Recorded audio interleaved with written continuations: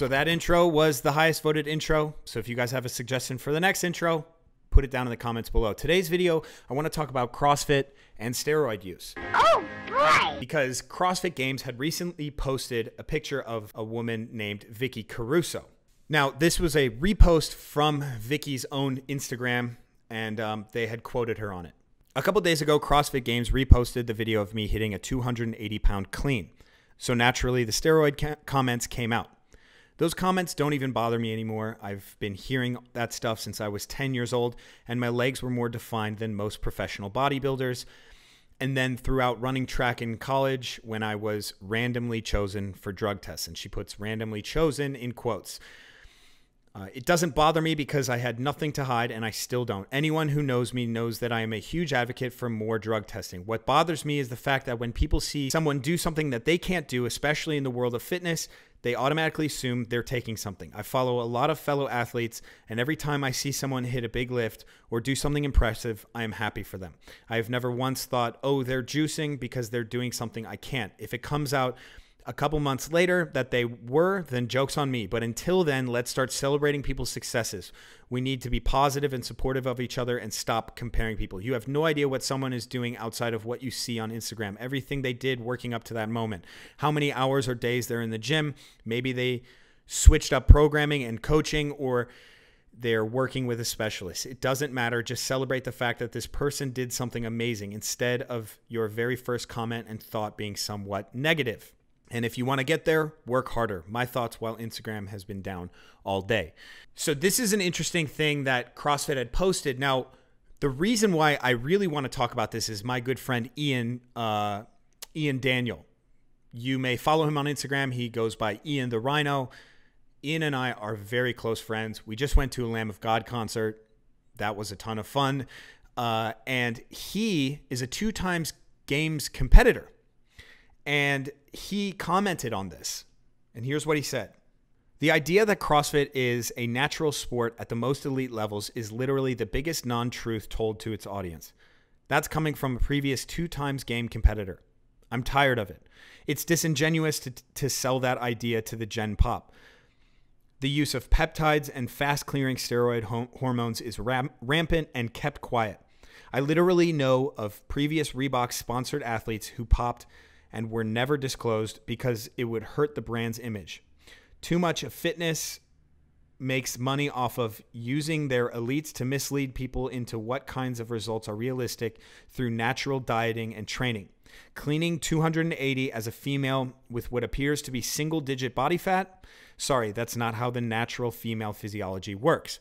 That's not even the most interesting part about this take.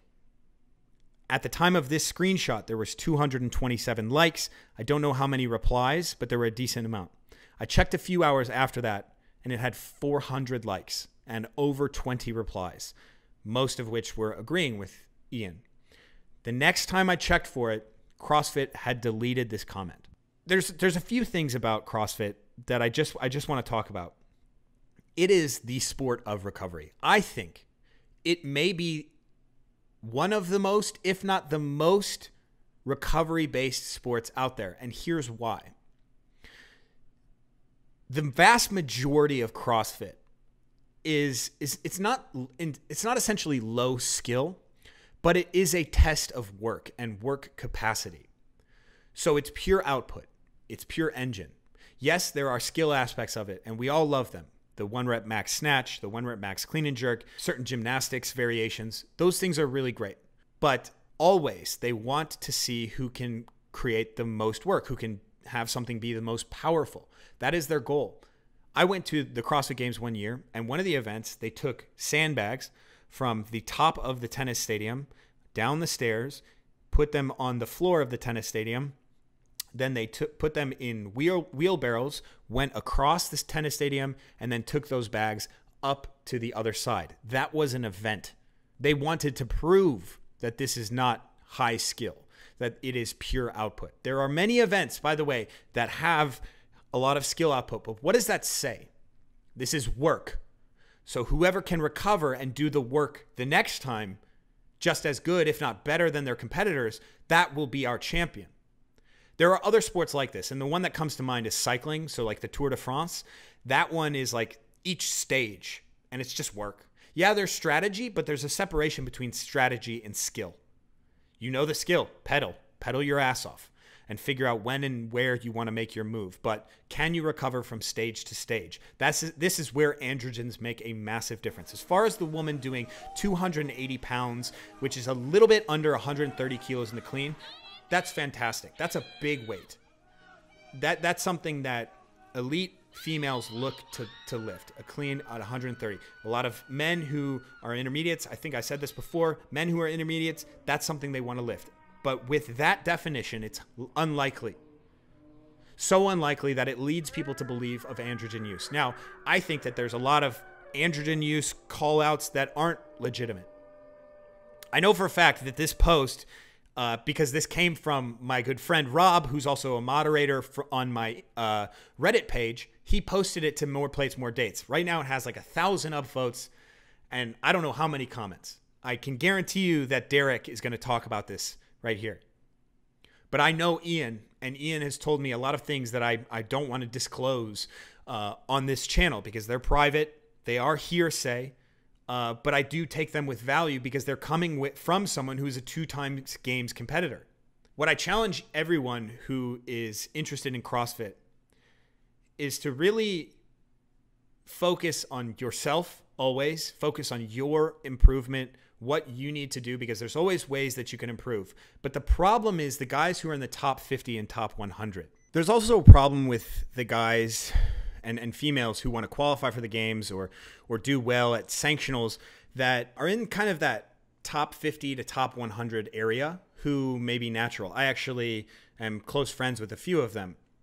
And I like to think back about the Tour de France reference. There was actually some science about this in the Lance Armstrong, one of the Lance Armstrong documentaries, and they talked about someone who was clean would have been like 1 hour behind the rest of the field in the Tour de France. And that's a similar thing that we might see. What's the separation? What's the gap that you will see with a clean athlete to someone who's using? The last thing I want to talk about is there is a fine line between legitimacy as an organization and showmanship. And I like to think about UFC and just mixed martial arts in general. Now, when the UFC started, they basically had balloon animals fighting. There was no drug testing. Guys were massive, and they were just pummeling each other.